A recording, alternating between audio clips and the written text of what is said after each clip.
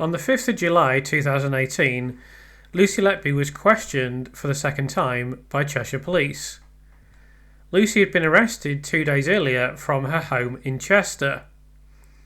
Due to legislation passed in the United Kingdom, it was possible for Cheshire Police to hold Lucy for 96 hours at this time without charge or release. If you wish to hear analysis of the first police questioning of Lucy Letby, it can be accessed in my video, What Really Happened When Lucy Letby Was Arrested. This is also contained within the playlist Police and Operation Hummingbird, which can be accessed via my channel. So here we are in the second interview of Lucy Letby by Cheshire Police, and immediately we're going to see how unspeakably stupid this is.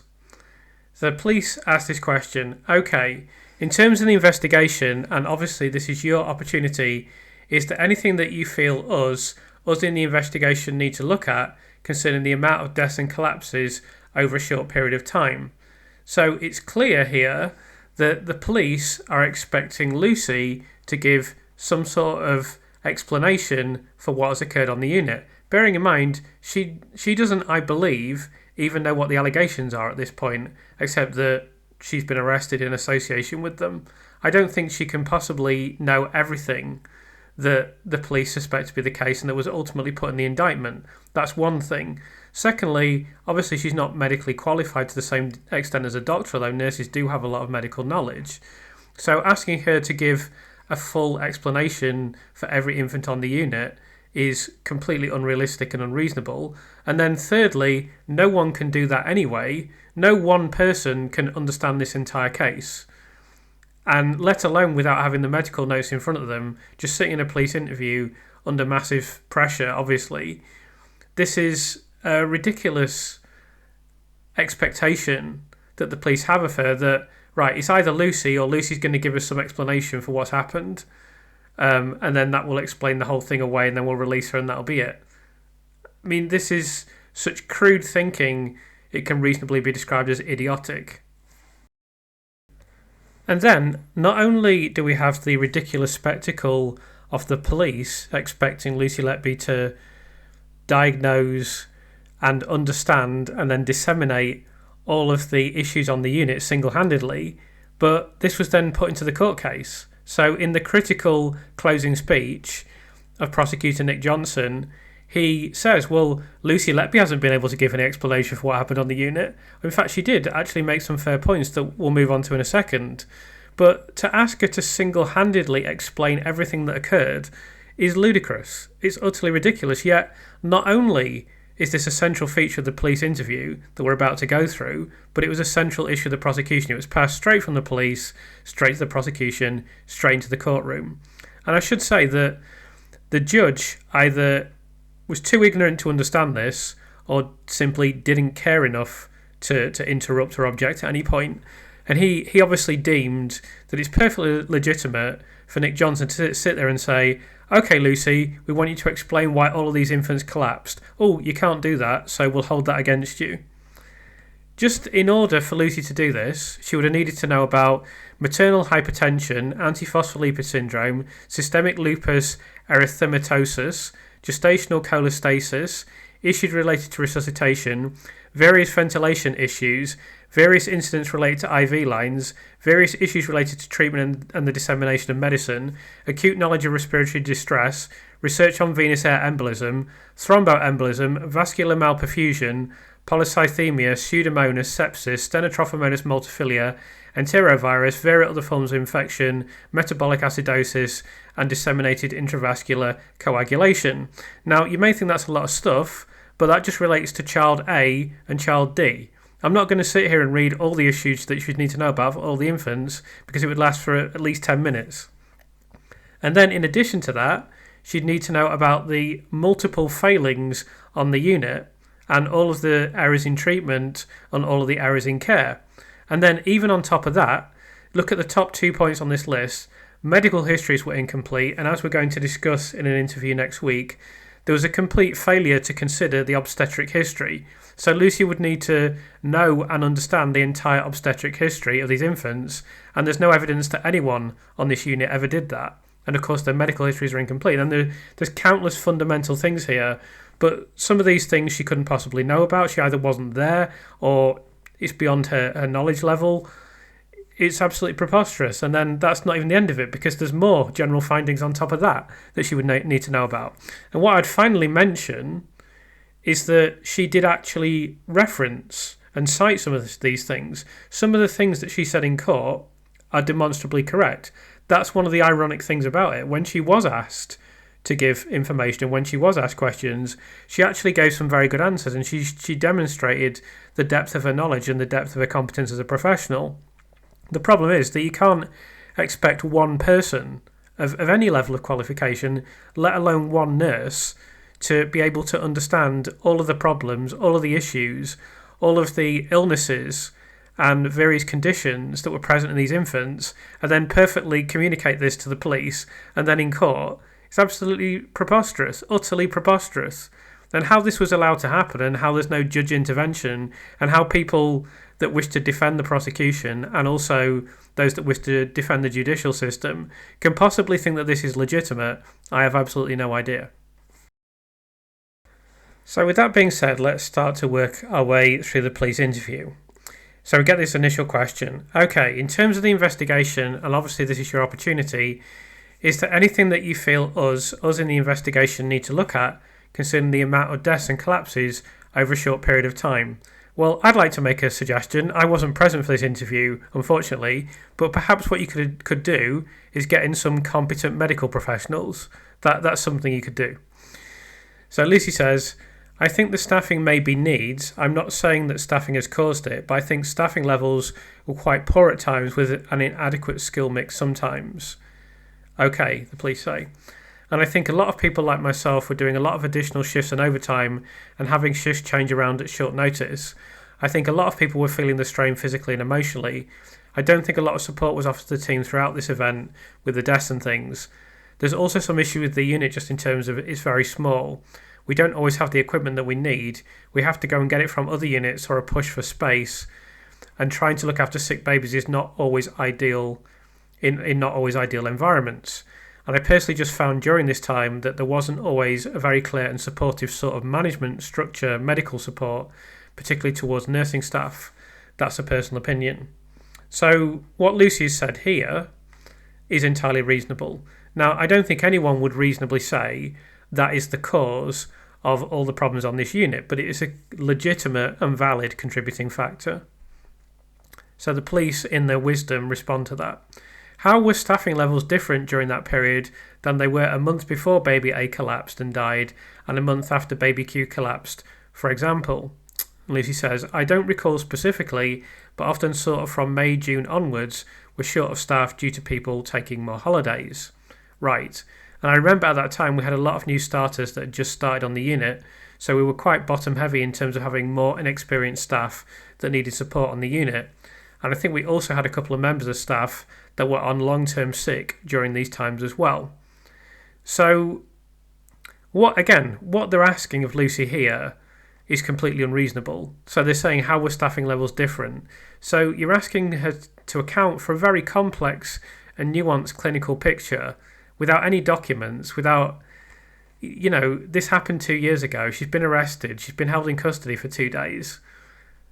How can she possibly be expected to delineate such a complex issue that no one person could ever be able to explain just off the top of their head to the police while being confronted with these questions? I think she's given very good answers, actually. And again, notice she's just we'll see this throughout the interview, but she's just simply answering the questions. There's no prevarication, there's no stuttering or confusion, you don't see her getting confused or anything like that. She just gives an answer. It's a very straight answer. In my estimation, it's a very honest answer. So then the police continue.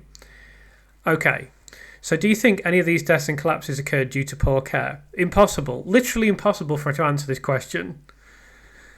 I don't think anybody intentionally gave poor care, Lucy says, but I think maybe if staffing had been better, people may not have been caring for as many babies at once, or would have had different shift patterns maybe, or the doctors would have been more readily available. All entirely reasonable comments, I must say. So then the police say, what about equipment? Do you think any of these babies had collapsed or died because of the equipment that was around or the lack of equipment? And Lucy responds, I think there's been delays with them having some of the support that they need because we've had to go and get the equipment, yes. Then the police ask, would any of the lack of equipment or staff cause the collapse of a baby, the initial collapse? No, I don't think it would cause the collapse, no, Lucy responds. It's clear that the babies that we've been speaking about over the last few days we're saying aren't just unexpected but suspicious. So there's going to be a period here where there's some questions from the police and some short answers from Lucy. So she just says right to that. Do you understand that? Yes. That's the initial collapse? Yes. As opposed to subsequent collapses? Okay. And then the police say, if you say lack of staff, lack of equipment, doctors not reacting maybe as quickly as they should do, can you apply any of those three factors to the babies that we've spoken about here? Yes, for some of them, I think if staffing had been better, then maybe there would have been more people around for that baby. And who? Can you recall who they were specifically? I think baby Q is one because I was stretched between two nurseries, which is not ideal. Before we go any further at this point, let me just reflect. So, I've said previously, I know this to be the case anyway, so this isn't just an assertion that I'm making. I know that this is the case. But I've said previously that all the police are doing here, they're not for 1 second seriously considering any alternative explanations. They're just building a case against Lucy. They're just going to use everything in their interviews that they can against her, and then discard everything else. So here you see these questions, if you lack staff, lack of equipment, doctors not reacting, etc. So these are precisely the things that Nick Johnson has dismissed in court and has made a big deal about dismissing. So it literally goes straight from the police interview and then it's used against her in court. And I want you to reflect as we go over the police interview as a whole and Nick Johnson's closing statement as a whole, which is going to take months, but I want you to reflect on how little, if in fact, I'm doubtful we're going to be able to identify anything at all that Lucy said in her defence was actually taken into account by the police. They just threw everything out that they couldn't use against her, and then they often, I think, quite despicably used things from the interview against her and from their so-called investigation and from rifling through a house and digging up the garden and going through the guttering. They found some pathetically meaningless documents there, so they tried to use those against her as well. So we'll continue.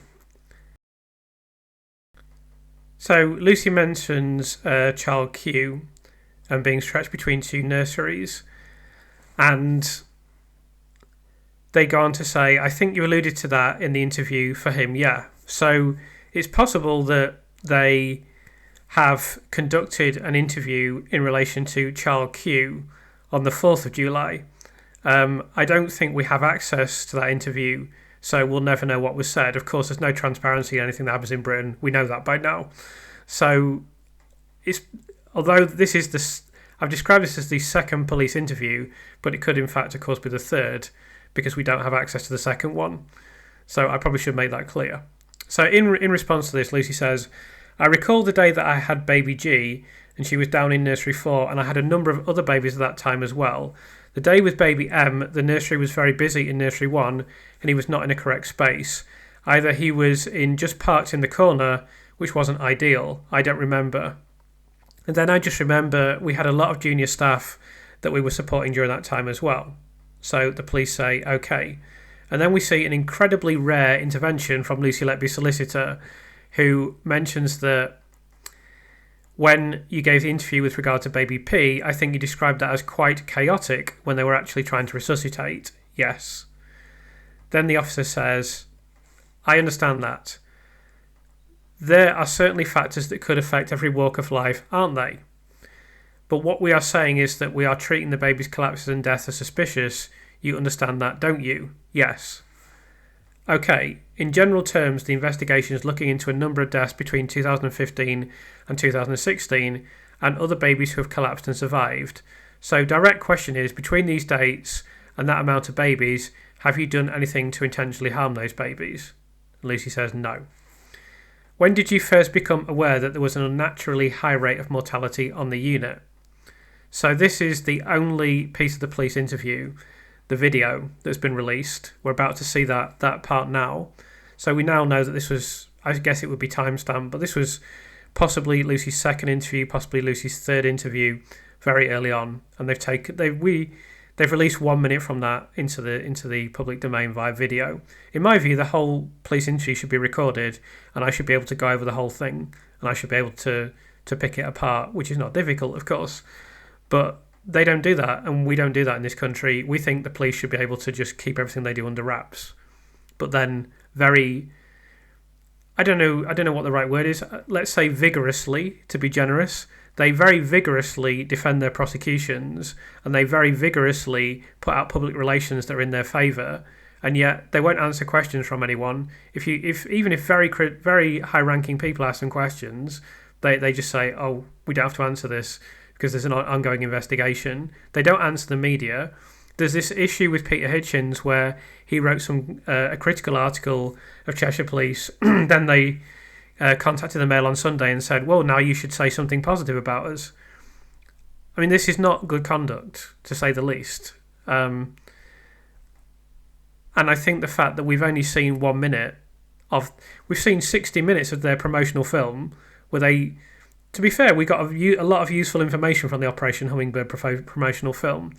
But the lack of transparency where they only released an absolute snippet, or maybe even exaggerating to say it's a minute, it may be less than a minute, it might be 30 seconds.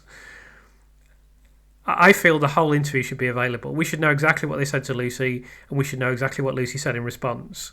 And there may be circumstances where things do have to be kept under wraps, and I accept that. But in this circumstance, and in most circumstances, the only organisation this benefits is the police. It doesn't benefit the public. It doesn't benefit the state in any way. It doesn't benefit the defendant. It doesn't really benefit the prosecution. The only organisation and institution it benefits is the police itself. So I see no argument why, I can't see a single argument against why all police interviews shouldn't be made public property and publicly available. When did you first become aware that there was an unnaturally high rate of mortality on the unit? This is a question from the police. And Lucy responds, in a formal way, it was said to me by the unit manager, I think, in May 2016. Then the police ask, okay, what do you mean in a formal way? Well, she took me into the office, and I think it was at that point I was moved onto the day shifts, and she explained that there'd been an increased rate and she was currently working on some tables to work out the statistics. That didn't go very well, unfortunately. Then the next question is, okay, so informally, when did you have the realisation or were told that this is really an unnaturally high level of mortality for Chester's unit? Lucy says in response, I think at the very beginning, when we lost the 3 babies, when we lost baby A, to have 3 so quickly, that in itself was unusual, and it was probably more deaths than we usually have. And then the police say, in a year. She says. Just an affirmative noise. Okay, in that first month, I think from what you were saying earlier, that's more deaths than you've experienced since you worked in neonatal. I think so, yeah, Lucy says. Okay, when you were first made aware of the investigation that the hospital were doing, were you told specifically the names of those babies that they were investigating? No. So even the ones here, the ones that resulted in death, for example, were you told formally by them? No. Okay. In terms of the investigation from the Countess's point of view, but also from the police investigation, have you done any form of research into any of the babies or any of the deaths? In what way do you mean research? Lucy says. For example, who died because you were there or collapsed, you're aware of the babies' names. When you were still on the neonatal unit, would you research their medical notes, for example, that sort of thing? I think I'd reviewed their medical notes, yes, at some point, yes. And what was the purpose of that? Just to recap, really, to take things in better when it's not happening at the time. Okay, for what purpose? So obviously here, the police are not really interested in what Lucy was doing. This is all perfectly normal. You'd obviously expect medical professionals, nurses, doctors, anyone involved in a neonatal unit to review what has occurred when a baby dies. A baby doesn't die and you just brush it under the carpet and never think about it again. You have to compartmentalise. I mean, I've spoken to nurses recently and they talk about the importance of compartmentalising emotions. That's essential. But you don't compartmentalise the incident and just file it away and then never think about it again. You obviously try to learn from what's happened, and you obviously take into account various medical aspects if you can. So that's perfectly normal. What the police are trying to do here is make the handover sheets into a more significant issue than they actually are, and suggest that Lucy was doing something untoward, because they can't possibly believe that it's wrong of Lucy to do medical research into babies that have died on the unit. That's obviously legitimate. So this whole section here is just trying to trap her into saying something related to the handover sheets. And then, so obviously she goes on to say here, I think it just helps to go back in to read what happened, so obviously you have it clear in your mind that everything was done. At the time of the collapse or death, you mean, or as a result of the subsequent investigation? What do you mean? Sorry. All right then, take baby A. Did you do any research yourself with regards to baby A? So did I access his notes after he died? Yes. I might have done, I don't recall specifically. Okay, all right then. Any of these babies that you looked into after death or collapse, what was the purpose of that? Just for clarity and for sort of my own debrief as such, just to recap. How close to the death or collapse was that? I don't remember. Okay, was that research as a result of the investigation launched by the hospital? No, I'm not sure. I might have looked after them before. I might have done that prior to the investigation. I'm not sure. Okay, with regards to the police investigation, at which stage did you become aware of the babies' names that we were investigating? I don't think I did until now. Okay, so on 7th of April you were moved on to a day shift, and you've kind of told us how that made you feel. You said that you felt that people's attitudes towards you had changed, and you doubted your own capabilities. Is that fair? Yes. Okay, so you were moved on to days, and after you were moved on to days in the June, as we've just discussed, baby O and baby P both died, and baby Q collapsed. So what are your thoughts on that? That they have collapsed? Yes, after you've been swapped to days. I'm not sure. So possibly it's a difficult question to answer, really. I mean, it's a very open question. Obviously, the implication of what they're saying is clear, and we know now. Lucy doesn't know this, of course. Lucy doesn't know they're going to say, oh yeah, the deaths followed her from night to day. Although we just ignored the deaths that she wasn't on duty for, so that would happen.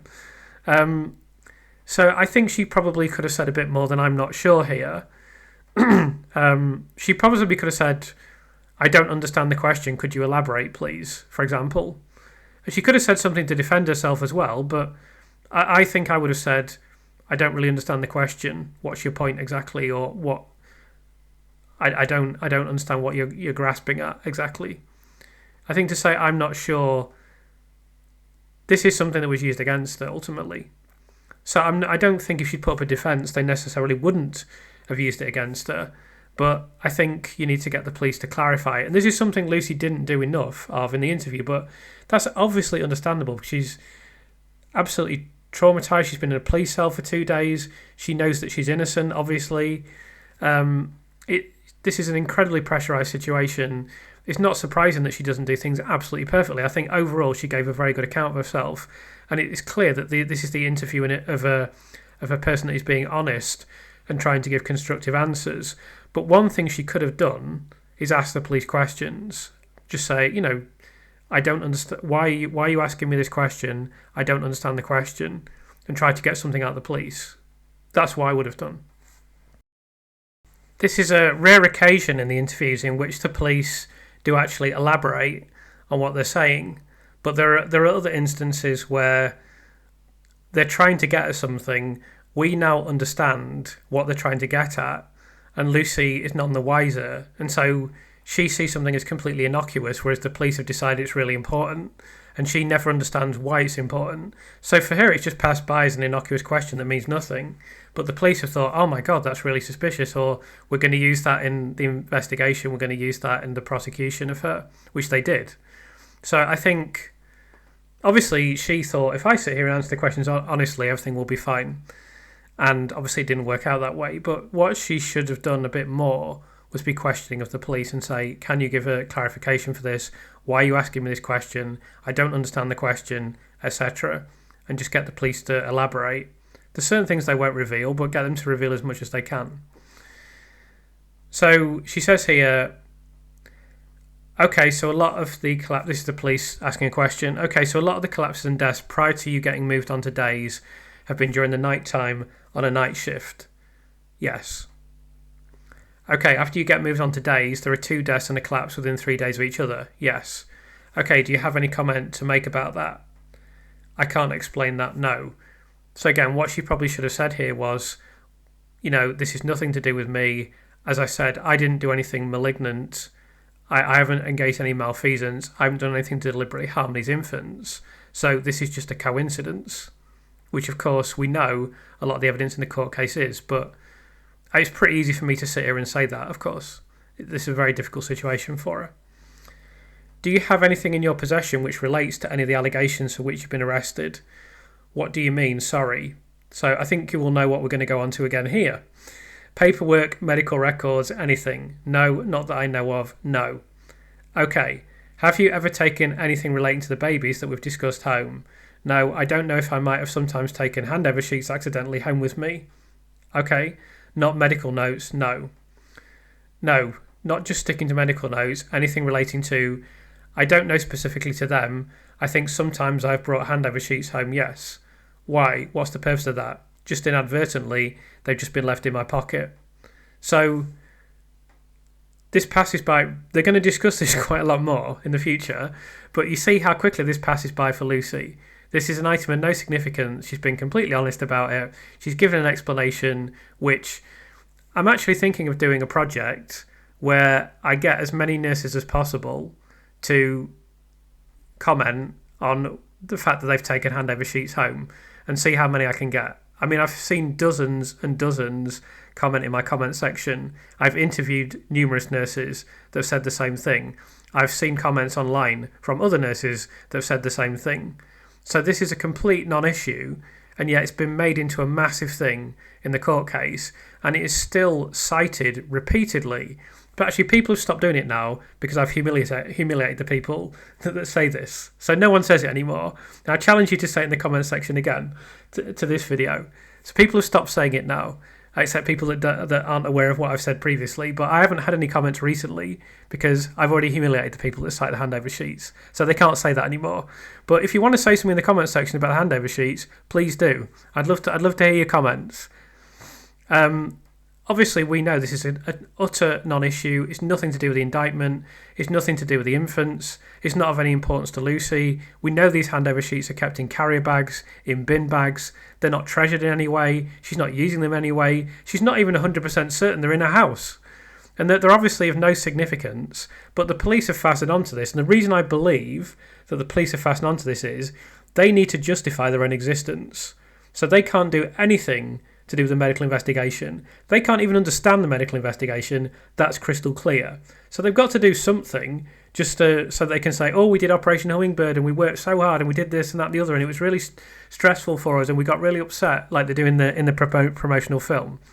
So all they can do is, oh look, we searched Lucy's house and we found some completely irrelevant documents. So now we need to blow that up into some massive issue. And that's what they did. And it's effective, and we know how effective it is on the psychology of people because until recently, this was the most mentioned thing in the comment section. The other comment we hear all the time is she confessed in her diary. She didn't even confess in a diary, so if you're going to make that accusation, at least get the facts right. She supposedly confessed in a note, but she didn't confess in a note at all. It's clearly not a confession note. So that would be the other big thing that I hear all the time. We get that on TikTok. All the time on TikTok. She confessed in a diary. She didn't even confess in a diary. Like, if you're going to make these stupid remarks, like, at least get your source correct. So, and then there's the other one is, oh, the handover sheets. What about the handover sheets? Yeah, well, we've already debunked that completely. I mean, just absolutely decimated that argument. So if you want to bring up the diary, if you want to bring up the handover sheets in the comment section, please do.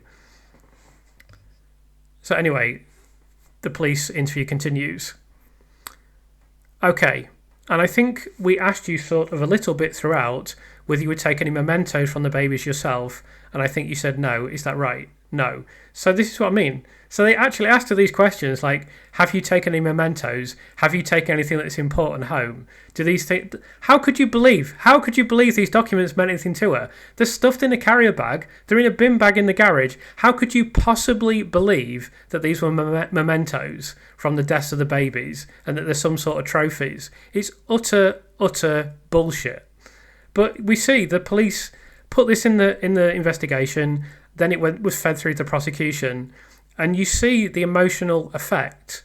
You see how poor people's reasoning ability is, where they will cite these things over and over again, even when we know this has no merit, this has no evidential value, this has been completely decimated as an argument. This should never have been in the investigation, let alone in the court case. And yet we're seeing it now, and it passes by in a second. Just in a matter of seconds, they're saying, did you take any mementos? No, obviously not, because I didn't murder the babies, therefore why would I have any mementos? And these sheets are not kept in any way that would indicate they were mementos. The only one that was kept in a way that would indicate it was a memento, as we know from the prosecution, because the prosecution raised this in court, was a handover sheet that had literally nothing to do with the indictment.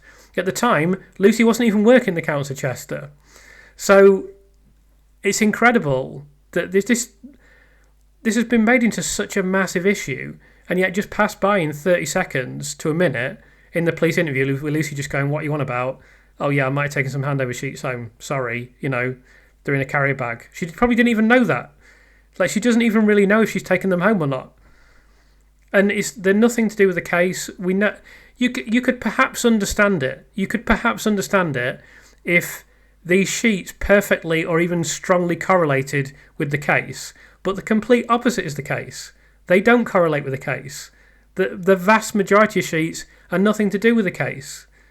So, I mean, it really is a nonsense argument. It's embarrassing that this is the quality of police investigation in this country. So we'll continue with the interview. So the police ask, I just wanted to ask you a few more things about the note NAC 10. Did you write all of that at the same time? I don't remember specifically, but I think so. So you may be able to guess at this point that we're about to go back to the so-called confession note. And the police say, okay, is there a reason why it's written in that format? You see that some of the writing is to one side and some on the edge of the paper. Lucy says, I think I've just done it when I was very upset, and it all just kind of comes out at once in different ways. So the police are asking this question about why it's written in this format. So I've done an interview recently with someone that I'll release onto the channel in due course. And in that interview, this gentleman talks about exactly what the police have mentioned here, the fact that it's not written in any format that is remotely consistent with even a note, let alone a confession note. So this is really the kind of thing that the police should A, analyse themselves using their brains, and then secondly, if they can't do that, which is quite possible, then they should get in someone professional who will tell them immediately that it's not a confession note and has absolutely no evidential value whatsoever. They could also have done further investigation into the background of this and in the background of Lucy's counselling and so forth. But just simply, even if they got in a psychologist such as the idiot David Wilson, who still I don't think he even believes it. He doesn't know anything about the case. He claims that Lucy Letby is guilty because he still wants to work in TV. Even he says the note has absolutely no value whatsoever and it's not a confession note. So it would have been almost impossible for them to get someone in who said, oh yes, I legitimately think this is a confession note. So they could have done that. Obviously in their wisdom, they didn't feel the need to do that. They just thought, we'll decide that this is a confession note, then we'll ask Lucy about it, then we'll just completely discard everything she says and put it in the court case and the prosecution anyway. That's how you create a safe conviction. So the next question is, okay, and where were you when you wrote that? At home.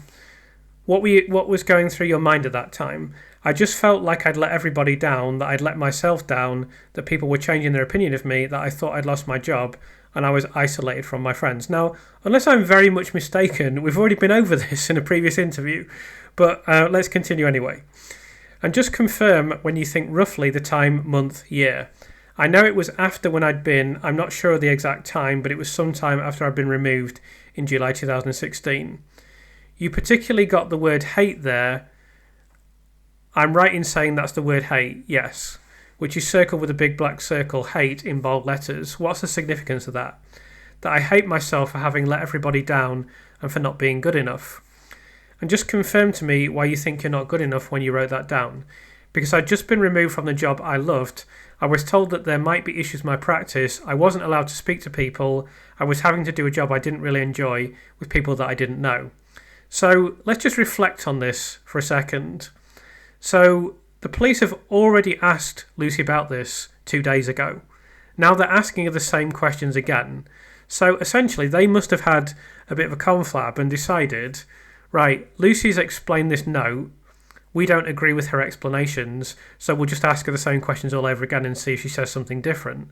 Now, what they could have done, at any stage during the investigation, they've got 2 years to do this, but even over these 2 days, they could have begun to do this, is that, as I said, they could have actually got someone professional in who would very quickly have told them it's not a confession note, it has no evidential value.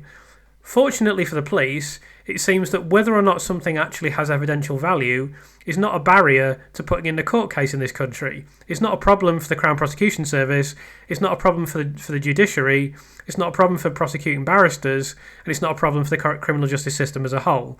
So you can have evidence that clearly has no evidential value, and that can still go into a court case. We know that now from the Lucy Letby case, and I'm sure it will become apparent in many, many other court cases. So the police then ask her, and this was within a couple of months of being removed. Yes, I think so, yes. And all these emotions, these feelings that you put on this page, had this come to a head? Yes. Had anything triggered on this particular day for you to write that? I don't recall specifically, no. Have you ever shown that note to anyone? No. Why would she? Can we have a look at that for me again? And where you specifically say, I don't deserve to live, I killed them on purpose, can you explain to me again what you actually meant by that? That's how I was being made to feel, that if my practice hadn't been good enough and I was linked with these deaths, then it was my fault. And I had done it and they thought I was doing it on purpose. Not that I had done it on purpose, but that's how I was made to feel. Specific words, I killed them on purpose and I'm evil, I did this, and I'm an awful person, I pray every day for that. It's because I felt I was awful because I maybe hadn't been good enough. Being very hard on yourself there if you haven't done anything wrong. Well, I am very hard on myself. I did this. Why me? I did this. What did you do? And Lucy says, I felt that I wasn't good enough. That's why they were implying that my competencies hadn't been good enough. They were removing me. I felt that I had been a bad person. I wasn't good enough. I had caused them to think that. That I did this. What is this? I don't know. I felt the situation had been caused by them, implying that I hadn't been competent. Then the police simply say, Lucy, were you responsible for the deaths of these babies? No. Okay, we shall take a break. So we're going to go into the next interview on the 10th of June. I'm just going to go through that in this video. And then we're going to pause for reflection. So this next portion of interview that we're going to go over is during the second time that Lucy was arrested in June 2019, and this particular interview took place on the 10th of June 2019. Now the reason we're going through these things together and the reason they're grouped together is because the police are going to start talking about the handover sheets again. So it seemed legitimate for us to go over these together, and we'll see how obsessed they are with these handover sheets. Lucy, prior to starting this interview, you've mentioned before about the handover process that takes place at the start of your shift with the nurse previously. Is that correct? Yes, Lucy says. Okay, are you given any documentation during that handover? Yeah, we have a handover sheet of the patients that are on the unit at that time. Okay, explain the purpose of those handover sheets. Well, to relay information between staff so that each member of staff has the brief outline on each of the babies. And the police say, okay. And then Lucy says, then we get a more in-depth handover on your own baby. Then a question from the police, who has a copy of this handover sheet? All members of staff on the unit. Where are they kept during the shift? in our pockets, in the staff's pockets. Why is that? So we can make reference to it throughout the shift if we need to. Then the police say, okay, and when you were personally given handover sheets, Lucy, what did you used to do with yours? Keep it in my pocket for the shift. And when you finished your shift, what would you do with the handover sheets? Ideally put it in the confidential waste bin. And why would that be? For confidentiality, so the public can't pick up the sheets. They say affirmatively. Then where's that situated, Lucy? By the nurse's station. Okay, is that what you would do with your handover sheets? Yes. Not every time though, there have been times when they've come home with me. Okay, is there a policy in place around handover sheets, Lucy? Not that I know of. What does generally happen to them with the other colleagues on the unit? What do they do with them?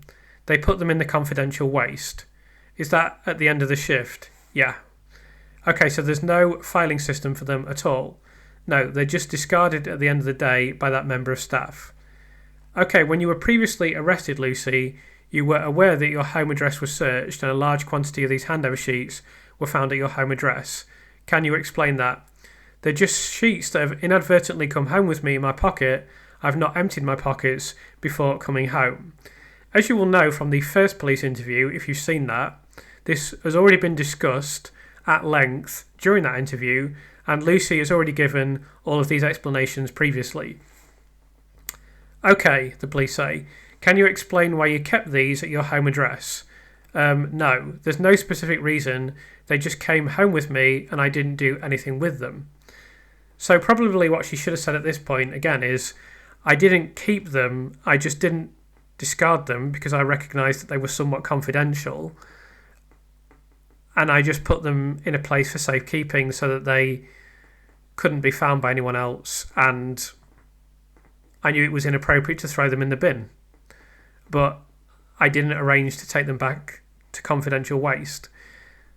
She obviously could have done that. She could have put them in confidential waste. Also, she could have shredded all these documents. You know, we saw the prosecution fixated with Lucy having a shredder in her house, but she never shredded any of these documents that are supposedly suspicious.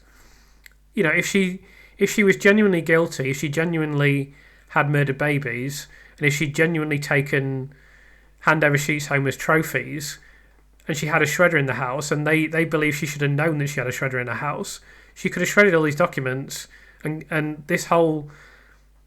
Basically, the police would have contributed nothing to this case other than handing the documents to the Crown Prosecution Service, because their investigation is purely finding some documents at her house and then asking about them repeatedly while not seemingly understanding it. So the next question is, can I ask you what you actually wear when you're on the unit? Set of scrubs. So a pair of trousers and then a tunic top that's got two pockets here and a pocket at the top. So which pocket would you put the handover sheet in? One of the bottom pockets. Bottom, either left or right. I don't remember having a specific pocket. I mean, this is really important to know whether it's the left or right pocket, of course.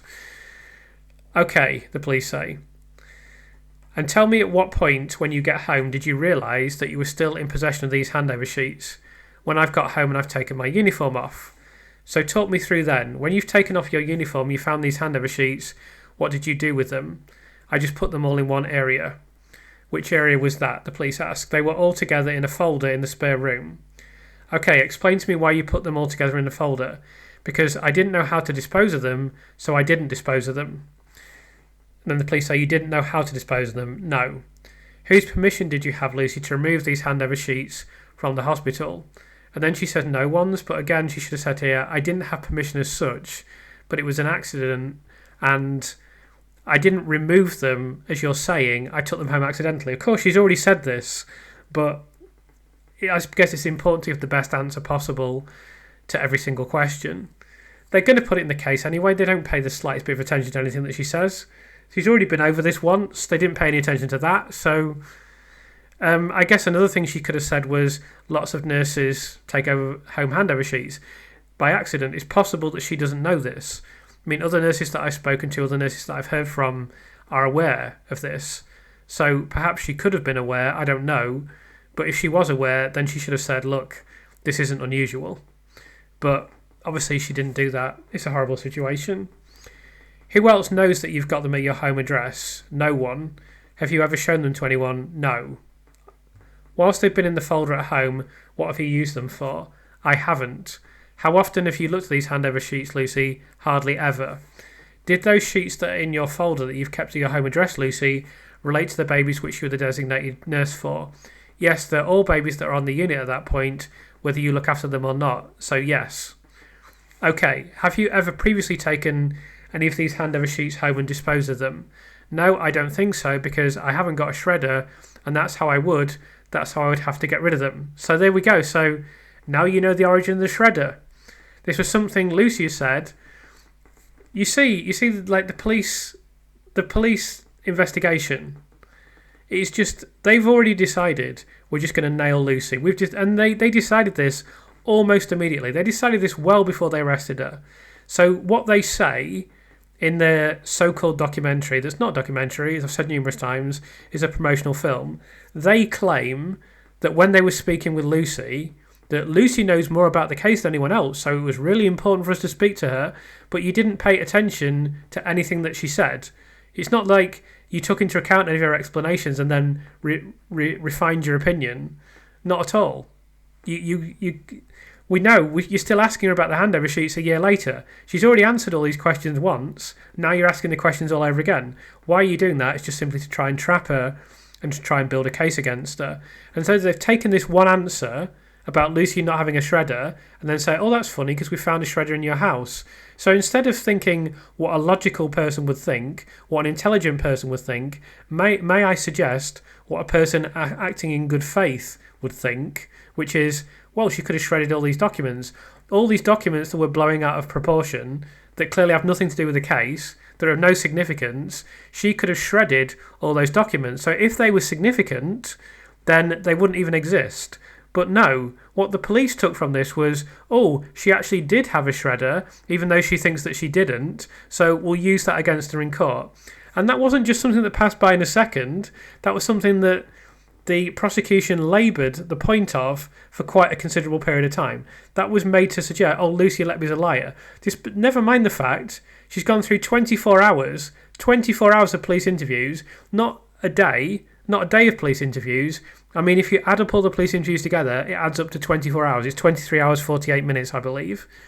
She's gone through all of that. She's quite obviously, to anyone that has any kind of discernment whatsoever, she's quite obviously giving honest answers to these questions. There's nothing about her demeanour, there's nothing about the way she's answering the questions that gives any indication that she's struggling to give a response, that she's dishonest, that she's trying to or having to fabricate or manufacture some sort of explanation. It's just question, answer, question, answer, question, answer. Sorry, I can't remember that. Question, answer, and so on. There's no indication of any dishonesty here whatsoever. There's no stumbling over anything. There's no stuttering. There's no unlikely explanations. She's giving very clear information. And yet, the police have just we can see in this section, they've discarded absolutely everything that she said other than the fact that she said she didn't have a shredder. And they've taken that and they've put that in the court case. Now, I've already commented quite strongly on the police in this interview, in this video. So I won't make any further comment. I'll just leave people that are watching this video to reflect on how that indeed reflects on the police themselves. So the police questioning continues. Okay, so why would you have only kept some of the handover sheets in a folder, Lucy? Because they're just the inadvertently ones that have come home with me. So at this point, the police know damn well that she's put a load of handover sheets in a bin bag in her garage. They know that very well.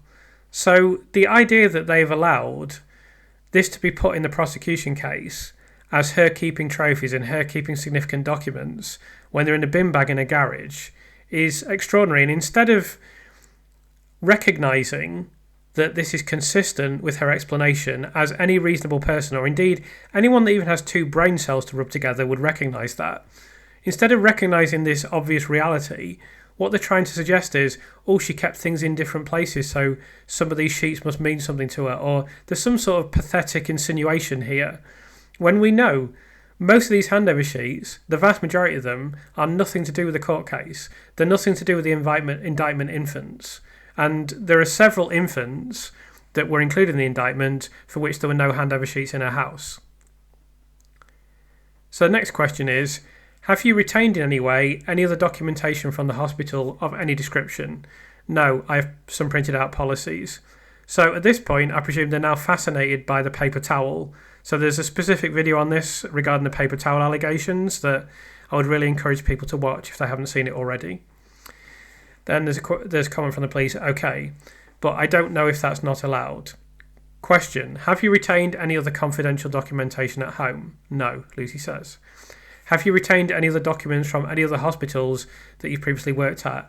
Again, I've got policy sheets from different hospitals, but not patient information. When you say policy sheets, describe them to me. Like guidelines for how different hospitals do things, I've printed them off and brought them home for assignments and things. So specifically, what policy sheets are you referring to? I think we've got some on loads because I did my ITU course and we had to have policies for a lot of the... So I've got things on feeding, on jaundice, on hypoglycemia, on necrotizing enterocolitis. I've got various. Okay, where are those policies kept that you've printed off? Some are within my intensive care folder, some are just loose. I'm not sure exactly where all of them are. Okay, you say that the handover sheets that you put in your pocket relate to you being a designated nurse for these babies, yes. So the handover sheet has every baby on the unit at that time. Right, okay.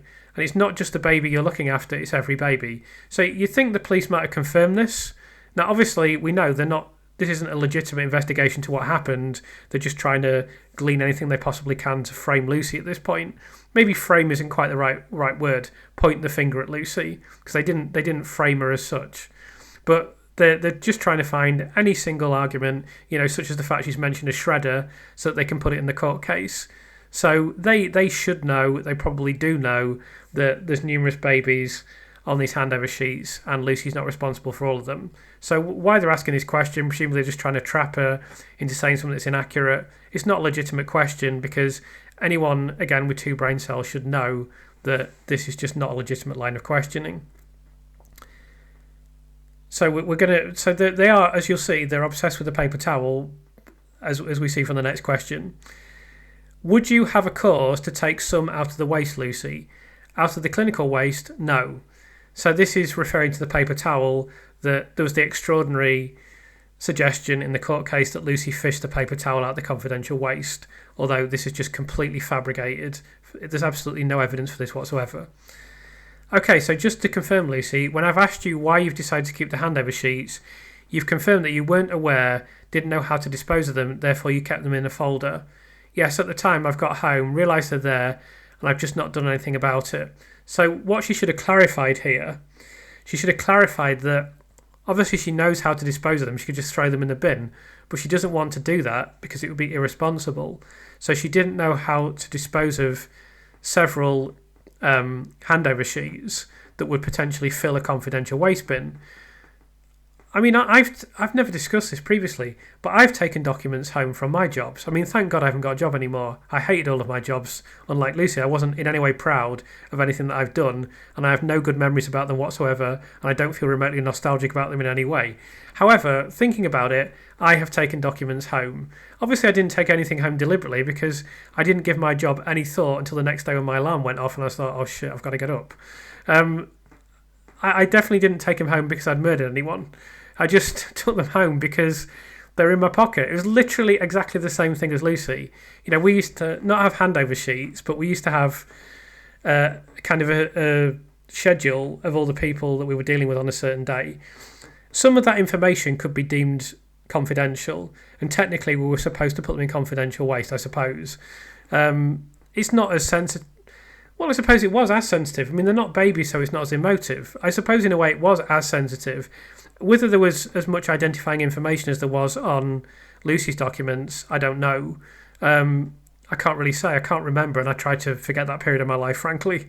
So I couldn't really say with any confidence. But I'm sure not only nurses, but there's got to be other people that you just put stuff in your pocket because you need to. It's exactly what happened with Lucy. We'd have this thing that we needed to refer to during the day. We used to have to wear a suit to work, so I'd have it on the inside of my suit pocket, and then it would come home with me. It's literally exactly the same thing. The only thing is, I don't want to sound irresponsible, but I probably just threw them in the bin, to be fair, because there wasn't that much information on them. And like, we had a communal waste chute, so it would have gone into the communal waste chute. You'd have to break into the communal waste chute to get to them. So, I mean, I just assumed this won't happen. I remember when I left that department, we had a uniform.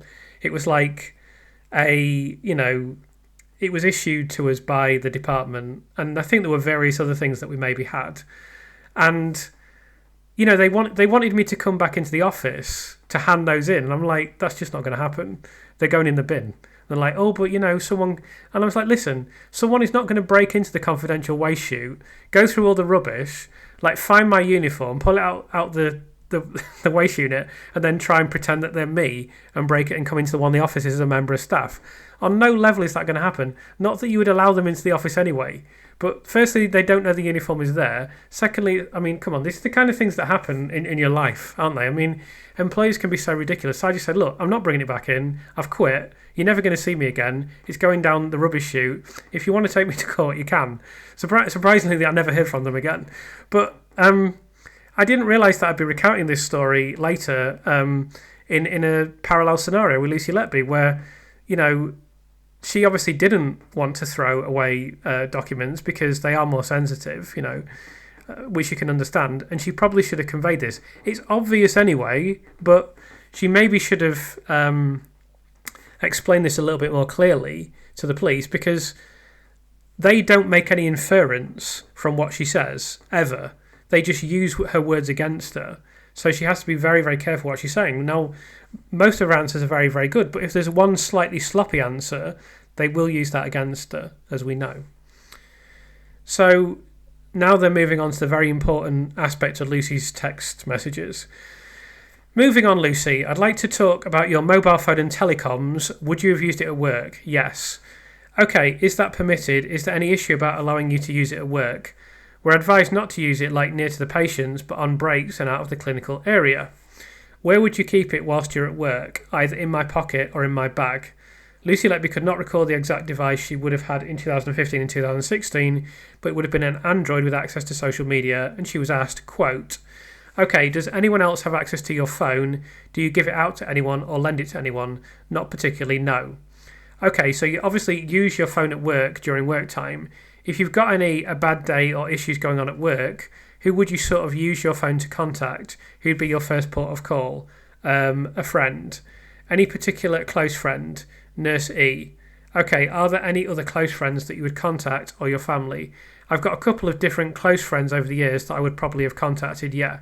So we're just going to go through this because really nothing of any value is derived from this portion of the interview. Right, okay, and how often would you contact them in regards to anything that was going on at work? Would that be frequently? I'm not sure, it would depend what was going on at the time. Lucy Letby confirmed that she would use WhatsApp, text messages, or Facebook Messenger, not iMessage, as she didn't have an iPhone. Did you discuss the welfare of the babies at all with any of your friends? Oh yeah, I've discussed patients at times, yeah.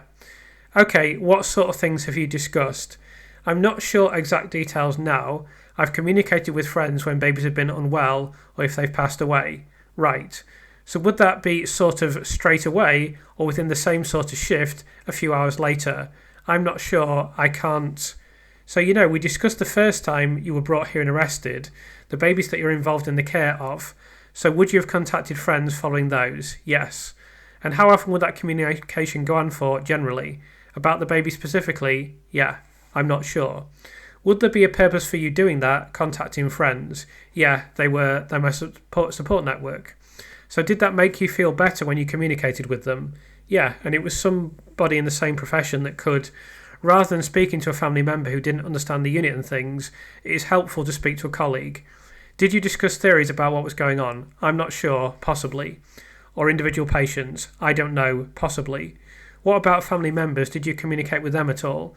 Yes, I used to speak to my parents every day after I'd finished work. Well, every day anyway, but... Okay, and after the collapse of a baby, which family member would you turn to? My mum. For the same reasons to help you get through. Well, for her support. I wouldn't talk to her about in the level of detail that I would with a colleague. So, can you describe to me how it made you feel discussing this with friends and family, how it sort of helped you with the whole process? This may all seem like a rather banal area of discussion, which is because it is. but I'll just give a little commentary at the end of it. I suppose I just saw it as that it was a safe way of me sort of offloading how I felt to somebody I trusted. I wasn't somebody that would go home, I lived alone. I wasn't somebody who would go and necessarily seek out somebody to speak to in person. That was my way of thinking through things. Okay, and did it help? Yes. In what way? Well, because they would have been supportive or, share. A nurse knows how you feel when things happen. It's just having that common ground with somebody and a bit of support from them. Okay, did you ever seek advice regarding the treatment of a baby or what was going on through the use of your phone through social media? No, I don't think so. As in one of your colleagues who might be experienced? I'm not sure. I think I had run some things past one of the doctors that I was friendly with at the time. Who was that? Dr. A. So here we're going to see the origination of this allegation in court, this completely unsubstantiated allegation in court, that Lucy Letby was in a relationship with a doctor and that she called the doctor to get attention from the doctor. Even in court, that was put forward in fairly apologetic fashion because they knew they didn't actually have any evidence to support this allegation. So the police say, okay, and what sort of advice did he give to you? Just, I suppose, reassurance, just somebody on another level to talk about what was happening or if I was having a difficult day. So he'd be the first person you'd turn to and after Nurse E. Well, at different times, Dr. A I was close to Dr. A in the later stages. I had other friends, Nurse A, Minna Lapalainen. Okay, so you've communicated with all those over the years. At some point, yes. Will this be during and after work? Yes. Is there a reason why you wouldn't get advice or support face to face? We get support sometimes on shift, but it would depend who you were working with and what was going on in the unit and who it was that, whether you felt able to talk to that person or not. When you've had a difficult day on the unit, a baby's been unwell or it's been particularly busy, I don't know, somebody had phoned in sick or anything that was a bit different on the unit, out of the normal, I might seek support from somebody. Okay, and when you were asked about occasions that you have messaged colleagues for advice relating to work, you have said that it was for reassurance. Explain what you mean by that. I can't remember specifically, but I know that I've mentioned Dr. A before now in terms of when we'd lost certain babies. I know he'd gone to debriefs and certain things that nursing staff weren't invited to, and I think I checked some different policies with him over time. And explain why you were particularly interested in those debriefs. Because they were babies that I had involvement with. Okay, or been present for. Okay, and you said that you weren't invited to these debriefs, is that correct? Not all, some of them, right. Some you're not. And then there's things that were discussed at medical level only and things so, okay. So we're going to stop at that point because they go on to discuss a training and we will deal with that in a later video. So that last portion where they're talking about text messaging and Lucy communicating with colleagues, etc. I mentioned the Dr. A stuff. The other thing that I'd say is that they did put text messages in the court case. This was just a rather vain attempt to smear her character, and they're hardly ever referenced because there was nothing of any substance in them and there was nothing to indicate guilt. Now, if there'd been anything that even remotely pointed to guilt, the police would have used it. They used the best things that they possibly could, and by their own admission, they threw away 99% of stuff that they recovered. So even the stuff in court that is absolutely trivial, that has no relevance to the court case, that is never even cited now as having any evidential value, even by people that believe that she's guilty. They just question her on that because they want to put it in the court case, and then they do put it on the court case, even though it has no substance, and again, they paid no attention to anything that Lucy said whatsoever. So in conclusion, this interview begins with the police absurdly requiring Lucy Letby to give clinical explanations for all of the events that occurred on the neonatal unit during the indictment period. The Cheshire Constabulary then goes on to fixate on its favourite topic of the handover sheets. And then Cheshire Police also throw the infamous confession note that isn't a confession note into the mix. We also see some discussion of text messages, which is mostly inconsequential. During this portion of the police interview, we discover that it was the police who were the originators of both the shredder argument and the nonsense regarding Lucy seeking attention from a doctor. It is starkly evident from analysis of the interviews that we have conducted so far that the police discarded everything that Lucy said in her defence and used anything that they possibly could against her. I'll state again that this runs contrary to what they claimed themselves in their promotional film when they suggested during that film that the reason they interviewed Lucy was because she knew more about the case than anyone else, and so they needed to speak to her. Although, as they required her to give full explanations for every single clinical outcome on the unit, they were perhaps expecting a little bit too much. So, I've spoken a lot already about the competence or otherwise of Cheshire Police. I don't really want to go over that all over again. I think I'm on the record quite clearly as stating that this was an extremely incompetent investigation and numerous egregious mistakes were made, and they had the opportunity to nip this in the bud before this appalling miscarriage of justice occurred. We've seen nothing so far in these police interviews that is in any way inconsistent with anything that I've asserted previously. If anything, it strengthens my conviction that the police ran a completely incompetent investigation and that they've made numerous errors that will hopefully haunt them for many years to come. Hopefully, they won't be able to once again act in complete impunity, as occurred with the Hillsborough disaster, as always seems to occur with the police. The police just seem to be able to weasel themselves out of any situation without any consequences. Well, I would suggest that on this occasion, there should be consequences, and there should be serious consequences. Scientifically, it is generally believed that the human race has evolved through our primate ancestry through to the earliest Homo erectus example of creatures that can stand upright on two legs to our current form that is usually referred to as Homo sapien. However, as you can see from this diagram, we're now regressing back to the state of Neanderthal man. If you've enjoyed this video, it's always appreciated if you can subscribe to the channel. I've reached the pretty amazing number of 3,126 as I'm recording this, which has been only in a period of just over 5 months, and that's way over what I expected, so I'm really grateful for what I've received already. But if you are watching this video and you haven't subscribed to the channel already, it's always really appreciated if you can subscribe, because it does help the visibility of the channel. It helps you see more videos from myself, so that would be very much appreciated. And thank you very much to everyone that's followed me, supported me and subscribed already. I can't ever express my gratitude satisfactorily, but I do try. So yeah, if you have any comments, queries, questions, also if you could like the video, that's always helpful, then please do leave them, and I'll look forward to hearing what you have to say.